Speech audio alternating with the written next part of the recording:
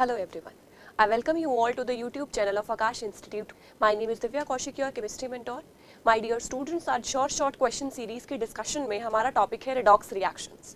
अगर हम चैप्टर के बारे में डिस्कस करें, चैप्टर इलेक्ट्रोकेमिस्ट्री के साथ लिंक होके आता है और हम इसे नेक्स्ट वीडियो इलेक्ट्रोकेमिस्ट्री की अपलोड करेंगे। तो ध्यान से बेसिक्स क्लियर करने हैं रिडॉक्स रिएक्शन के, सो दैट वो चैप्टर भी आपसे इजीली सॉल्व हो जाए। तो बिना टाइम वेस्ट किए हम शुरू करते हैं हमारा आज का सेशन। सारे क्वेश्चंस बहुत इंपॉर्टेंट हैं और आपको बहुत सीखने को मिलेगा और सारा चैप्टर कवर हो जाएगा, राइट? सो बहुत ध्यान से अटेंटिव होकर सुनना है सबने। The very first question is what is the equivalent mass of ClO3 minus in the following reaction.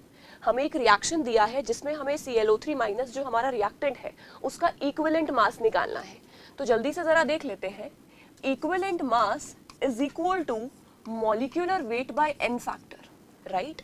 अगर हम ध्यान से देखेंगे एक डिस्प्रपोर्शनेशन रिएक्शन है और डिस्प्रपोर्शनेशन रिएक्शन में इक्विवेलेंट वेट कुछ अलग वे में निकलता है। तो जरा एक बार देख लेते हैं। यहाँ ClO3 माइनस पहले सभी जो रिएक्शन में रिएक्टेंट है या प्रोडक्ट है उन सभी का ऑक्सीडेशन नंबर कैलकुलेट कर लेते हैं। तो यहाँ अगर हम सॉल्व करें तो x मान के +3 इंटू -2 इक्वल्स -1, तो x आ जाएगा सॉल्व करके +5, हियर इट इज -1 और यहाँ हमारे पास आ जाएगा +7। तो ये जो पार्ट है दिस इज ऑक्सीडेशन और ये जो पार्ट है दिस इज रिडक्शन। जब एक ही कंपोनेंट, एक ही रिएक्टेंट, उसमें एक एटम ऑक्सीडाइज भी होता है और रिड्यूस भी होता है, उसका ऑक्सीडेशन नंबर इंक्रीज भी होता है, डिक्रीज भी होता है, तो उस रिएक्शन को हम डिस्प्रपोर्शनेशन रिएक्शन कहते हैं। अब डिस्प्रपोर्शनेशन रिएक्शन में जो हम n फैक्टर निकालते हैं वो n फैक्टर होता है n1 n2 over n1 plus n2। मतलब दोनों रिएक्शंस को कंसिडर करके हमें नंबर ऑफ इलेक्ट्रॉन निकालना है और फिर हमें वैल्यू पुट करनी है। तो जरा देखते हैं, इजी है, ध्यान से समझेंगे सभी इधर। तो मैं सबसे पहले रिडक्शन या ऑक्सीडेशन कोई भी ले लेते हैं, तो हम रिडक्शन वाली इक्वेशन लिख लेते हैं। ClO3 माइनस चेंज हो रहा है Cl माइनस में, यहाँ +5 है, यहाँ -1 है। Reduction refers to gain of electron, क्योंकि चेंज यहाँ पर 6 का है तो हम 6 इलेक्ट्रॉन्स ऐड कर देंगे।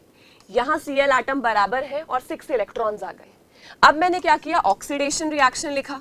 ऑक्सीडेशन में क्या हो रहा है बेटा, ClO3 माइनस कन्वर्ट हो रहा है ClO4 माइनस में, +5 से जा रहा है +7 में। ऑक्सीडेशन में लॉस ऑफ इलेक्ट्रॉन होता है, तो हम राइट हैंड साइड में इलेक्ट्रॉन्स दिखाते हैं, क्योंकि चेंज 2 का है तो 2 इलेक्ट्रॉन हमने ऐड कर दिए उधर वहां पर। और हम बोल सकते हैं एक ट्रिक भी होती है, उससे भी आप याद रख सकते हो, लियोजर। Loss of electron is oxidation, gain of electron is reduction. तो इजी है, यहाँ गेन करवाया है, यहाँ लॉस हुआ है, राइट? तो जरा देखते हैं। अब यहाँ पर हमारे पास 6 इलेक्ट्रॉन आ गए पहली इक्वेशन में, दूसरी में 2 आ गए। जरा वैल्यू इधर पुट करते हैं। 6 इंटू 2 ओवर 6 प्लस 2, 12/8, 2 से काट दिया,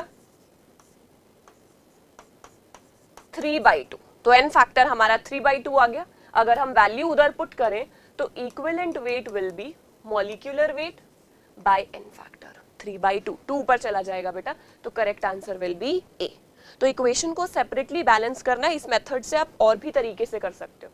हमने पूरा बैलेंस नहीं किया क्योंकि हमें जरूरत नहीं थी, हमें सिर्फ इलेक्ट्रॉन देखने थे, राइट? आगे कोई क्वेश्चंस आएंगे जिसमें हम पूरा बैलेंसिंग भी सीखेंगे।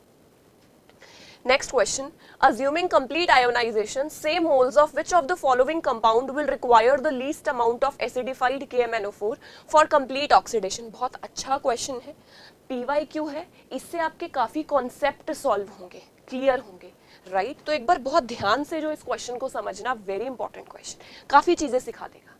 अब ये क्वेश्चन टाइट्रेशन का है, जिसमें KMnO4 को इन सभी के साथ क्या किया जा रहा है, टाइट्रेट।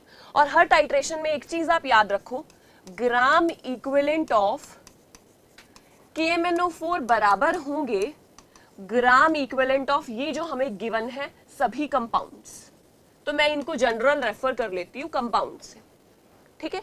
अब ग्राम इक्विवेलेंट होता क्या है, पुरानी वीडियोस में मैंने बताया है, gram equivalent is equal two moles into n factor, या फिर नॉर्मेलिटी इनटू वॉल्यूम इन लीटर्स, या फिर given weight upon equivalent wait. तो आप कोई भी फॉर्मूला लगा सकते हैं। तो मैं यहां जो सॉल्व कर रही हूं वो है मोल्स ऑफ KMnO4 इनटू उसका n factor.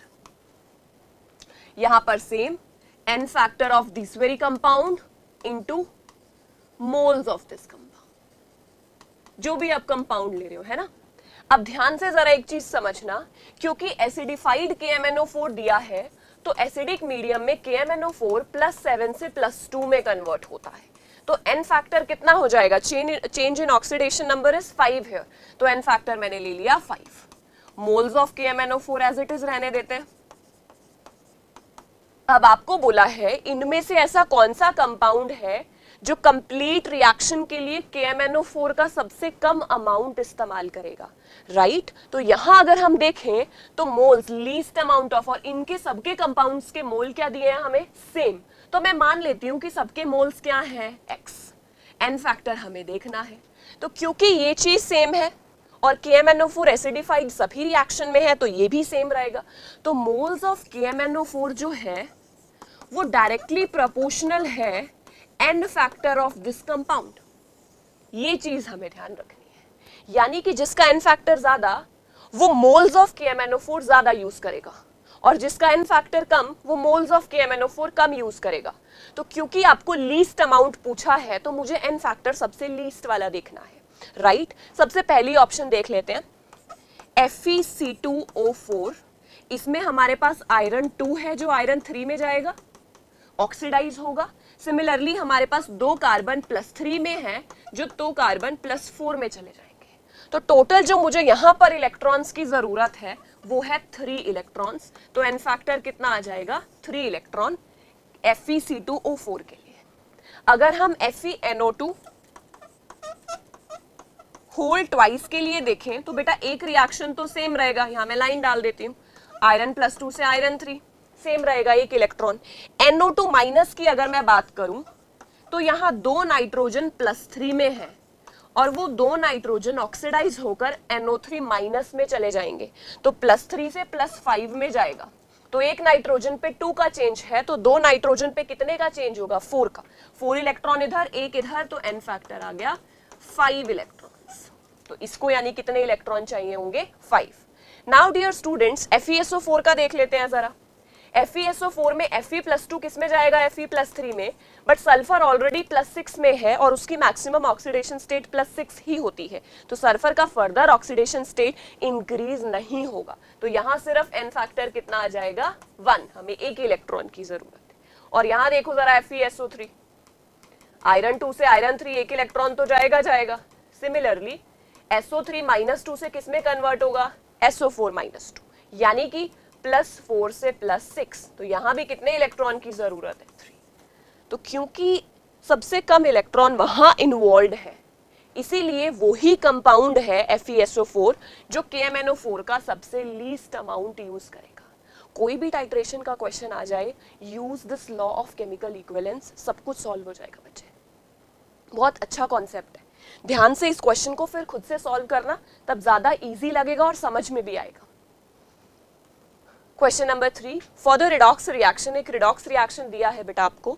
The correct coefficients of the reactants that is MnO4- C2O4-2 H+ for the balance reaction respectively are.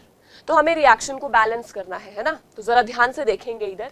सबसे पहले हम इंडिकेट कर लेंगे ऑक्सीडेशन नंबर। यहाँ मैंगनीज +7 में है और वो किस में जा रहा है? +2 में। यहाँ कार्बन +3 में है और वो जा रहा है +4 में, राइट? तो मुझे ऑक्सीडेशन भी मिल गया, रिडक्शन भी मिल गया।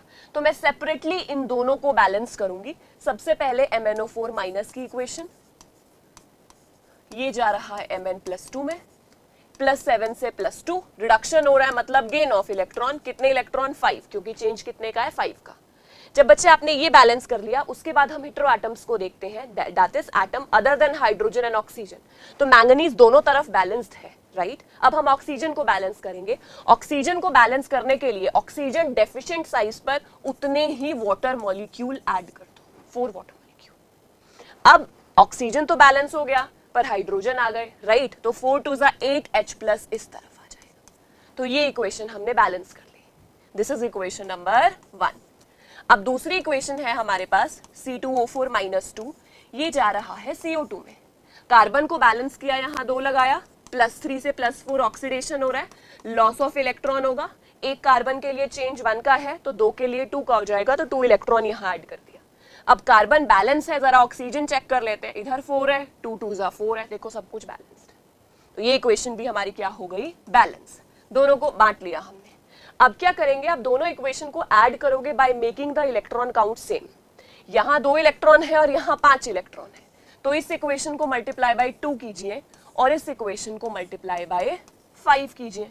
जब हम इनको ऐड करेंगे तो फाइनली हम देख लेते हैं, क्योंकि इसको 5 से मल्टीप्लाई किया है तो ऑक्सलेट के आगे 5 आ जाएगा, यानी कि जो हमारा सेकंड वाला होगा वो 5 होना चाहिए, वो एक ही ऑप्शन में है। बाकी भी चेक कर लेते हैं। MnO4 माइनस के आगे 2 आएगा बेटा, क्योंकि ये 2 से मल्टीप्लाई हो जाएगा इधर, राइट बिल्कुल सही है 2। और H प्लस अगर हम देखें इधर 8H प्लस है, जब ये 2 से मल्टीप्लाई होगा तो 16 आ जाएगा इजी। तो ऐसे क्वेश्चन से उल्टा आपकी बैलेंसिंग को चेक करने में मदद भी करते हैं कि आपने सही बैलेंस किया है कि नहीं, राइट अगर बोर्ड्स में सवाल आता है तो बोर्ड्स के लिए आप क्या कर सकते हैं, अब दोनों को मल्टीप्लाई करके बस ऐड ही करना है, राइट। नेक्स्ट क्वेश्चन की तरफ बढ़ते हैं। Fourth question, in which of the following compounds the underlined element can undergo disproportionation. बच्चे ध्यान से सुनो, जो कंपाउंड अपनी मैक्सिमम ऑक्सीडेशन स्टेट में होता है वो एक ऑक्सीडेंट की तरह काम करता है, जो अपनी मिनिमम ऑक्सीडेशन स्टेट में होता है वो रिडक्टेंट की तरह बड़ा अच्छा काम करता है। लेकिन डिस्प्रपोर्शनेशन के लिए उस एलिमेंट को जिसका डिस्प्रपोर्शनेशन हो रहा है उसको अपना ऑक्सीडेशन नंबर बढ़ाना भी है, कम भी करना है, तो वो अपनी इंटरमीडिएट ऑक्सीडेशन स्टेट में प्रेजेंट होना चाहिए। इंटरमीडिएट मतलब ना मैक्सिमम ना मिनिमम, बीच के किसी ऑक्सीडेशन स्टेट में होना चाहिए। क्योंकि अगर हम यहाँ देखें कि MnO4+7 में है, वो अपनी मैक्सिमम में है, वो अपने आप को रिड्यूस कर सकता है पर वो अपने आप को +7 से ऊपर नहीं ले जा सकता, तो डिस्प्रपोर्शनेशन कहाँ से करेगा, ये नहीं करेगा। HNO3 यहाँ नाइट्रोजन +5 में है, मैक्सिमम +5 ही होती है नाइट्रोजन की, नहीं होगा कुछ। HClO4+7 मैक्सिमम Cl की +7 होती है और वो अपनी मैक्सिमम में है, ये सिर्फ अपने आप को रिड्यूस कर सकता है। सबसे अच्छा यहाँ पर क्या है, HNO2। यहाँ HNO2 में नाइट्रोजन +3 में है, ये अपने आप को +5 में भी ले जा सकता है और रिड्यूस करके कहाँ -3 तक भी ले जा सकता है। इसीलिए HNO2 के पास एबिलिटी है कि वो डिस्प्रपोर्शनेशन रिएक्शन शो कर सकता है। I hope this concept is clear to you. ध्यान से सुनना है, अगर कोई चीज आपको समझ नहीं आती तो तुरंत ही वीडियो को पॉज करके दोबारा सुने, राइट। आगे चलते हैं, question number 5। The total number of pi bonds formed by bromine atoms of +4 oxidation state in Br3O8, ये एक PYQ है, राइट। और बच्चे जितने भी आपको करवाए गए हैं उन सभी के स्ट्रक्चर जरूर याद रखना। Peroxy acids, Marshall acid, Caro's acid, इन सभी का स्ट्रक्चर, इनमें ऑक्सीडेशन नंबर निकालना, ये सब आपको आना चाहिए, राइट, क्योंकि इन्हीं में से ही क्वेश्चंस पूछे जाते हैं जनरली। ये भी एक बहुत अच्छा कंपाउंड है जिसके बारे में आपको पता होना चाहिए। Br3O8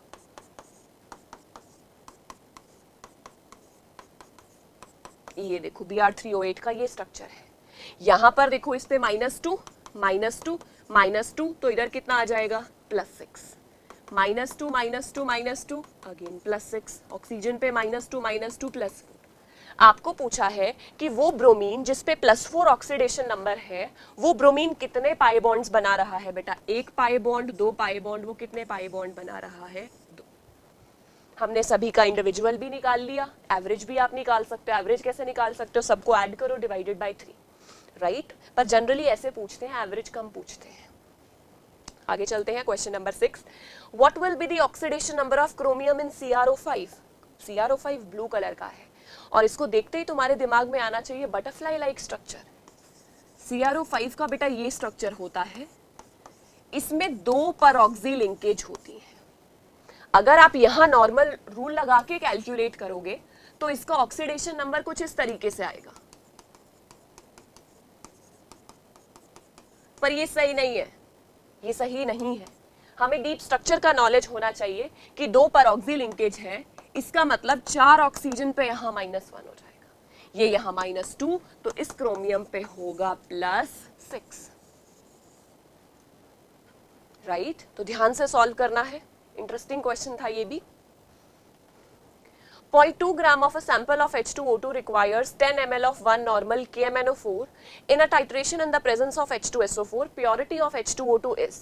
Dear students, जो मैंने फर्स्ट क्वेश्चन में आपसे कॉन्सेप्ट डिस्कस किया था ग्राम इक्विवेलेंट का, आप सेम चीज यहाँ अप्लाई करेंगे, राइट। तो मैं क्या करने जा रही हूँ, ग्राम इक्विवेलेंट ऑफ KMnO4 बराबर ग्राम इक्विवेलेंट ऑफ H2O2।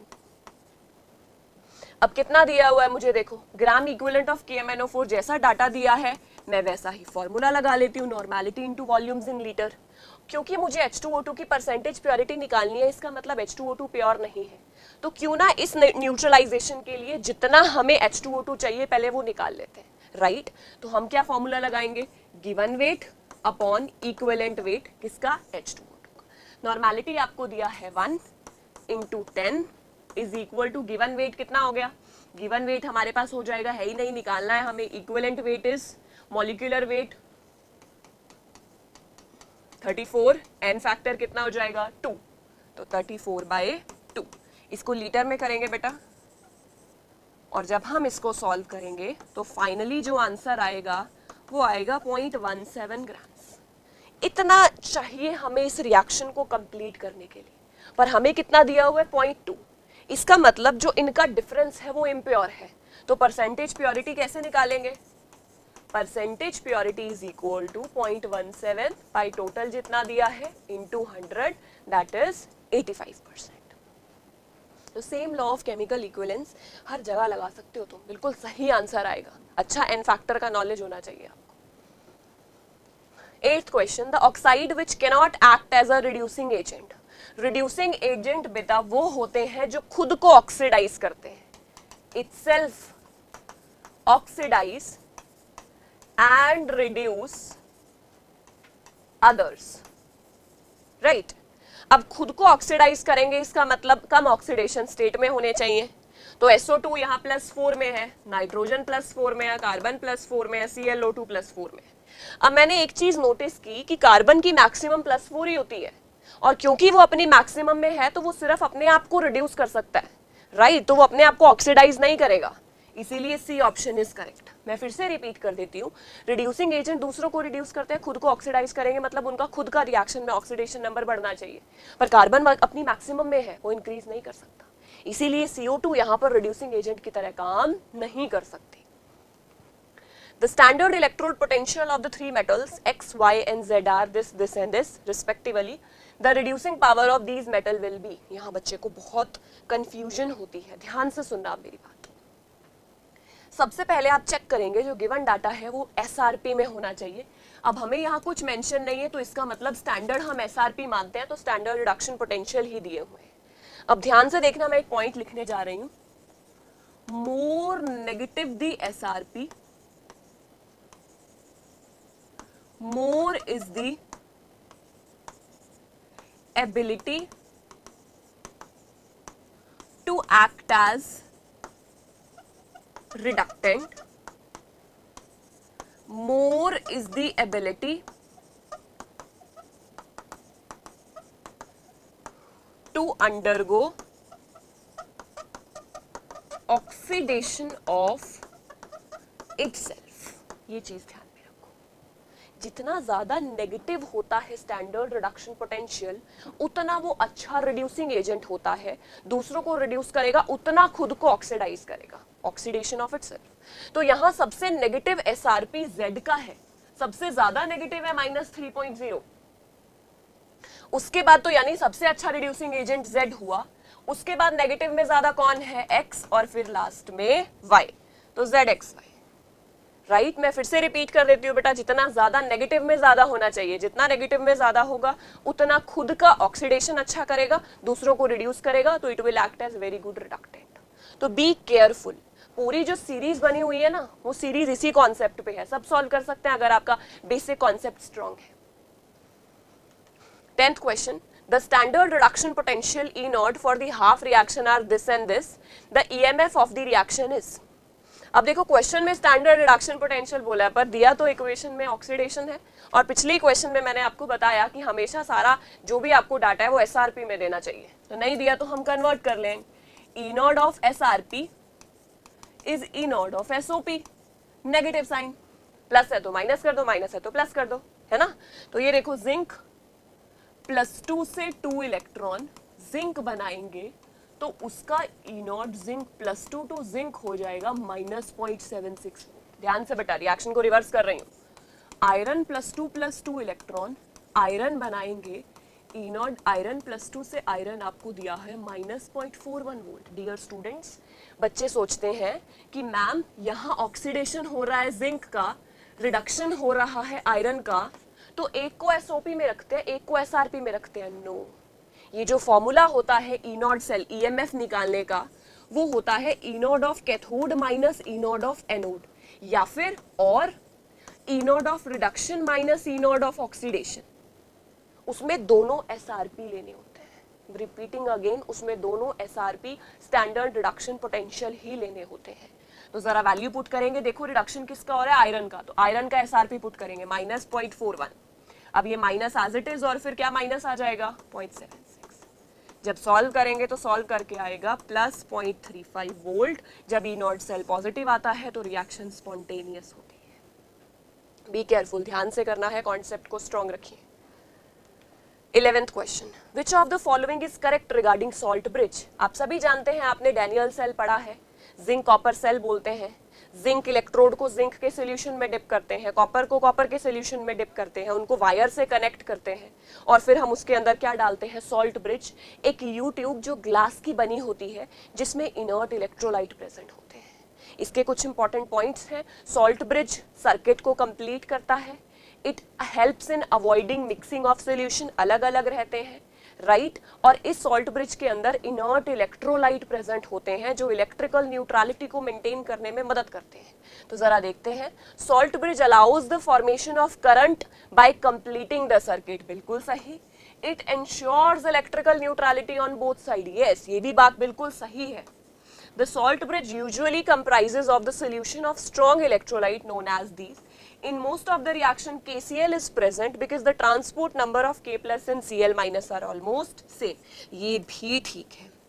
तो salt bridge के functions ध्यान में रखने। अगर तुमने सेल से salt bridge को निकाल दिया, potential zero drop हो जाएगा। तो salt bridge is very important. तो ये functions आपको memorize करने हैं, right? Question number 12. A compound contain atoms A, B and C. The oxidation number of A is this, B is this and C is this. The possible formula of the compound is. अब इन question को ना सबसे अच्छा तरीका होता है कि तुम A की पुट कर दो, B की पुट कर दो और C की कैलकुलेट कर लो। जब C की कैलकुलेट कर लोगे तो वो बराबर आ गई जो दी है, इसका मतलब सही है, वरना गलत है। तो हम जरा अप्लाई करके देखते हैं मैं क्या बोलना चाह रही हूँ। तो ऑप्शन डी पे अप्लाई करते हैं। चलो, तो ऑप्शन डी में मैंने इसको ब्रेक किया, A+2 B4C -3। अब A तो +2 में है, ये बात ठीक है। अब B को जरा पुट करते हैं और C की कैलकुलेट कर लेते हैं। 4 × 5 इसकी निकाल लेते हैं, x is -3, 4 5 are 20 plus x is -3, x is equal to -3 -20, ये तो कुछ और ही आ रहा है, ऐसा तो दिया ही नहीं हुआ, इसका मतलब ये कंपाउंड फॉर्म नहीं हो सकता, ये ऑप्शन नहीं है। सी ऑप्शन पे अप्लाई करके देखते हैं जरा। सी ऑप्शन में देखेंगे जरा बेटा, A+2 BC4 -3। तो अब यहाँ तो A तो +2 में है, ये बात करेक्ट है। B की जरा पुट करके देख लेते हैं 5 और C को हम x मान के निकाल लेते हैं -3। तो 4x is equal to -3 -5 जो किसके बराबर आ जाएगी, -8। तो x आ गया -2 और ये देखो गिवन भी हमें क्वेश्चन में कितनी है, -2।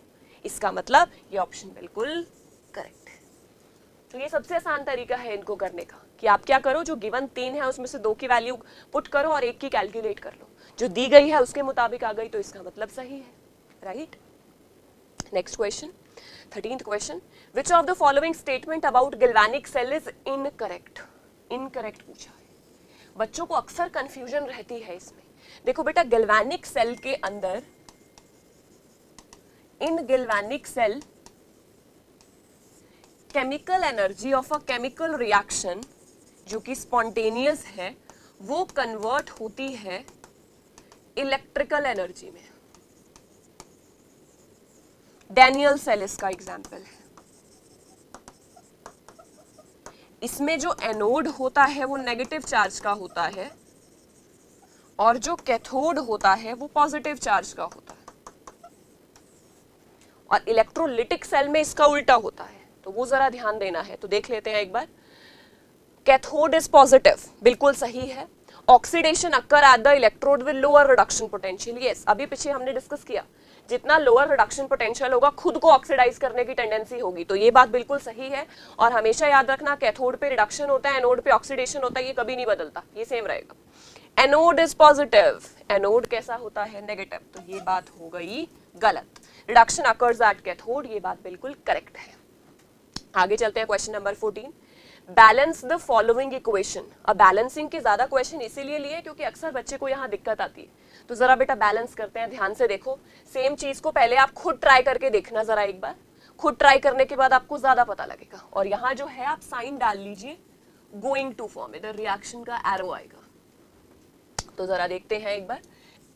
Br2 चेंज हो रहा है BrO3 माइनस में, यहाँ ये +5 है, यहाँ ये 0 है, बैलेंस करके यहाँ 2 लगा दिया। एक ब्रोमीन के लिए 5 का चेंज है तो 2 के लिए 10 का चेंज होगा, 10 इलेक्ट्रॉन्स। ऑक्सीजन को बैलेंस करने के लिए वाटर ऐड किए जाते हैं, 3 2 6 वाटर मॉलिक्यूल्स यहाँ ऐड करेंगे। और हाइड्रोजन को बैलेंस करने के लिए H+ ऐड करेंगे, जहाँ पे हाइड्रोजन की कमी है, 6 2 12 H+। अब ये इक्वेशन जो है हमारी बैलेंस्ड है। दूसरी देख लेते हैं, H2O2, ये किस में जा रहा है? H2O में। ऑक्सीजन को बैलेंस करेंगे सबसे पहले, -1 से किस में जा रहा है? -2 में एक ऑक्सीजन एटम। हमारे पास कितने इक्वेशन में? 2। तो यानी 2 इलेक्ट्रॉन्स जो है वो गेन होंगे। रिडक्शन हो रहा है ना, तो गेन ऑफ इलेक्ट्रॉन होगा। अब हाइड्रोजन जरा चेक कर लेते हैं, यहाँ पे तो 2 है, यहाँ पर 4 है, तो इसका मतलब यहाँ कितने H+ ऐड करने पड़ेंगे? 2 H+। This equation is also balanced. I hope ये क्लियर है आपको। अब क्या करेंगे बेटा, इलेक्ट्रॉन काउंट सेम करना है। इस इक्वेशन को यहाँ 10 इलेक्ट्रॉन है ना, यहाँ 2 इलेक्ट्रॉन है, तो इसको मल्टीप्लाई बाय क्या करेंगे? 5। ये हमारी इक्वेशन हो गई 1। इसको 5 से मल्टीप्लाई करने के बाद आया 10 electrons, 5 H2O2, 10 H+, going to form 10 water. अब ये इक्वेशन 1 है, ये इक्वेशन 2 है, जरा दोनों को ऐड कर दो। 10 इलेक्ट्रॉन कैंसल। यहां से हमारे पास 6 पानी, इधर 10 पानी, तो हमारे पास बच जाएगा 4 पानी। यहां पर Br2 आएगा और इधर आ जाएगा 5 H2O2 और H+ बेटा इधर 10 है, उधर 12 है, तो यहाँ 2 H+ भी बच जाएंगे। और इधर प्रोडक्ट साइड आएगा 2 BrO3 माइनस। तो जरा देख लेते हैं इक्वेशन में किस किस का पूछा। H2O2 का कोएफिशिएंट 5, ये 5 है, और आपको पूछा है BrO3 माइनस, ये कोएफिशिएंट 2 है, और H+ आपको पूछा है जो कितना है 2। 5 2 2 is the correct answer first. Easy है बैलेंसिंग, कोई डिफिकल्ट नहीं है। बस आप क्या करो, जो आपको अप्रोप्रिएट मेथड लगता है, ऑक्सीडेशन नंबर मेथड या फिर आयन इलेक्ट्रॉन मेथड, उनको अच्छे से समझ लो। आयन इलेक्ट्रॉन मेथड में एक थोड़ा कंफ्यूजन अवॉइड हो जाता है क्योंकि हम अलग अलग इक्वेशंस को डिवाइड कर लेते हैं। तो बी केयरफुल, बैलेंसिंग थोड़ा ज्यादा प्रैक्टिस कीजिए। 15th question, the electrochemical cell representing the given reaction. अच्छा, अब हमें इस जो इलेक्ट्रोकेमिकल सेल दिया हुआ है उसकी सेल रिप्रेजेंटेशन निकालनी है। सेल रिप्रेजेंटेशन में हम जानते हैं सबसे पहले हम एनोड को रिप्रेजेंट करते हैं, फिर डबल लाइन और फिर कैथोड को रिप्रेजेंट करते हैं। तो जरा ध्यान से देखते हैं, यहाँ ऑक्सीडेशन किसका हो रहा है? निकल से निकल +2 जा रहा है, तो एनोड यानी ऑक्सीडेशन निकल का हो रहा है, तो पहले उसे लिखना है। तो निकल से निकल +2 जाएगा, निकल सॉलिड से निकल +2 जाएगा, then double line indicate salt bridge. फिर रिडक्शन किसका हो रहा है? कॉपर +2 से किस में जा रहा है? Copper solid. बेटा ऐसे लिखते हैं। अगर कॉन्सेंट्रेशन गिवन होती तो मैं यहाँ ब्रैकेट में कॉन्सेंट्रेशन भी लिख देती। तो अब देख लेते हैं जरा कौन सी ऑप्शन करेक्ट है। निकल से निकल +2, कॉपर +2 से कॉपर, बी इज करेक्ट। तो सेल रिप्रेजेंटेशन भी आनी चाहिए। जो इलेक्ट्रोकेमिकल सेल का पार्ट है उसका कुछ बेसिक ही डिस्कस किया है इस चैप्टर में, क्योंकि इलेक्ट्रोकेमिस्ट्री में हम डिस्कस करेंगे, राइट। तो आपको बहुत ध्यान से जितने भी क्वेश्चंस हैं वो सारे सॉल्व करने हैं। All 15 questions are very beneficial for you people. ध्यान से इन सभी 15 क्वेश्चन को सॉल्व कीजिए, और जो भी डाउट आता है कुछ भी है आप कमेंट सेक्शन में लिखिए, राइट। सो नेक्स्ट वीडियो में मिलेंगे इलेक्ट्रोकेमिस्ट्री के साथ। Thank you.